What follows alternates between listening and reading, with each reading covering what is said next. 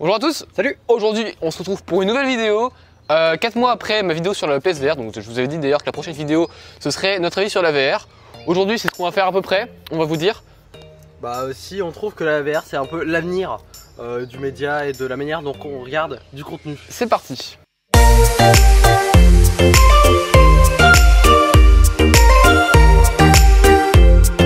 Bon, bah du coup on va vous donner notre avis sur la VR.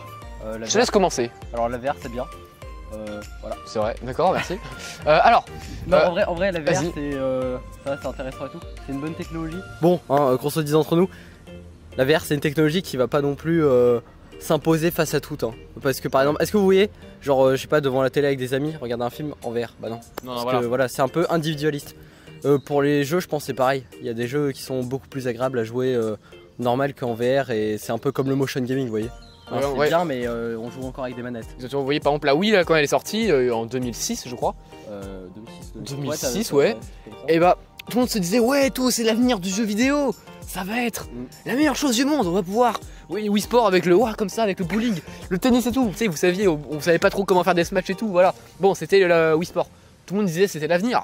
Ouais. Mais est-ce que aujourd'hui vous connaissez encore quelqu'un qui joue à la Wii? Alors, et même mieux, c'était l'avenir, mais c'était pas très bien. Alors Microsoft l'a amélioré avec le Kinect 2. Exactement. C'était vraiment très bien fait, mais ça bidait. Voilà, ça montre bien que le Kinect 2 n'est même plus adapté sur les nouvelles consoles, sur les nouvelles Xbox. Il faut un adaptateur, faut savoir ça. Donc, vous voyez, bon, la Wii, bah ça a été un peu maintenant la nouvelle Wii.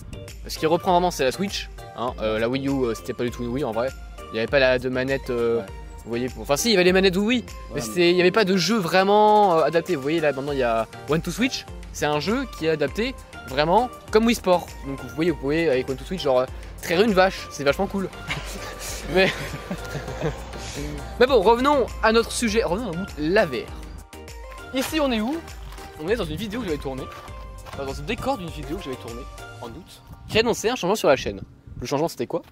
C'était que en gros j'arrêtais la high-tech et faire des vidéos formatives. Exactement, le problème c'est que bah là on se retrouve pour une vidéo où je fais la high-tech, donc voilà, c'est pour une petite anecdote. La VR, qu'est-ce qu'on en disait où on disait que c'était bien mais que ça allait peut-être pas révolutionner non plus le monde. Exactement, donc c'est un peu notre avis, maintenant notre avis sur un peu sur les casques VR.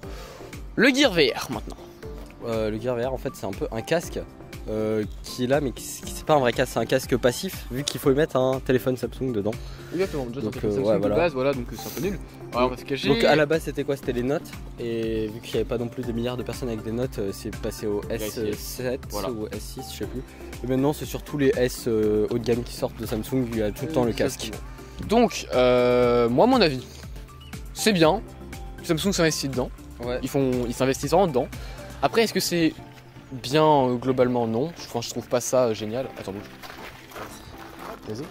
Donc le Gear VR c'est bien, mais c'est beaucoup trop cher pour ce que c'est. Ouais, parce que... Vous voyez-vous acheter à 100 €?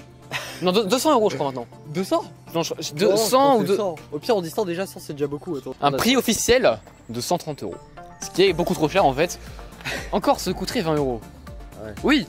Alors, ça coûterait 30 €, oui. Et donc, qui fait que quand même, ça voilà. Le Gear VR plus le téléphone, c'est-à-dire le S8, ça fait le prix d'un HTC Vive. Ça fait très cher. Faut le savoir, ça fait 900 €. Le problème c'est que l'HTC Vive, il faut un PC qui vaut aussi 1000 € peut-être environ. Ouais. Donc voilà. Le PSVR, je vous avais déjà vu mon test, je vous ai donné mon avis dessus sur mon test, vous pouvez aller le voir, il est juste là. Inversé en plus, le i c'est pas là, c'est là. Voilà. Donc du coup, franchement c'est pas cher. Enfin c'est le moins cher des casques en vrai. Des vrais casques VR, le Gear VR c'est un peu un faux casque, on va se le cacher, mais il a encore quelques défauts, la qualité n'est pas magnifique, mais elle est déjà bonne, ils l'ont amélioré maintenant avec la PS4 Pro, vous avez une meilleure qualité, voilà. Donc très bien. Juste on parle des plus grosses marques genre Oculus, HTC, Samsung et tout, mais il y a aussi Microsoft qui se lance... Ouais, faut le savoir. Il y a Microsoft qui se lance dans la VR avec plein de marques en partenariat, genre Asus, Acer, et là c'est des gammes beaucoup moins chères que les casques qu'on va parler. Moi on parle des vrais casques VR qui pèsent un peu, voilà. Donc l'Oculus Rift, je te laisse parler. L'Oculus Rift c'est un peu le casque qui a lancé la mode du VR. Mais qui s'est fait bolosser. Voilà, en fait il a lancé la mode sauf qu'il est pas assez innovant, il est trop cher. Là ils ont baissé de prix de ouf. Genre ils ont vraiment baissé... De quoi? Combien? Je crois ils ont baissé de 100 € à peu près le prix. Ouais. Mais c'est un casque VR qui ajoute très peu de choses par rapport au HTC. Donc il vaut pas... C'est un peu un PSVR l'Oculus Rift, voilà.